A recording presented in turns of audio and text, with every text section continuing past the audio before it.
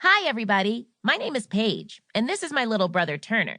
Hey, Turner, do you know what's really interesting? Yeah, prunes. Think about it. They're sort of like grapes, but they're not grapes. And they're sort of like raisins, but they're not raisins either. What are they? They have a funny name and nobody likes them. Turner, you know perfectly well that nobody reading this cares about prunes. But I do. I'll tell you what's really interesting. Famous people. Everybody likes to read about famous people.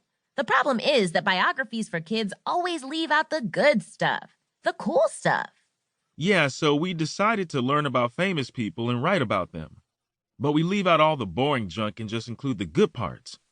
Take Ruth Bader Ginsburg. Everybody knows that she was a famous Supreme Court justice. But did you know that she was a terrible driver? Wait, what? I didn't know that. How did you find that out? I did my research just like you. She failed her driving test 5 times before she was able to get her license. And one time, she hit Justice Sandra Day O'Connor's car in the Supreme Court parking garage. I think the most amazing thing about that statement is that they have a Supreme Court parking garage. There are only 9 members of the Supreme Court. Yeah, can't they park on the street like normal people? I also found out that one time Ruth Bader Ginsburg crashed her car into a gate in Washington. After that, her husband drove her to the courthouse every day.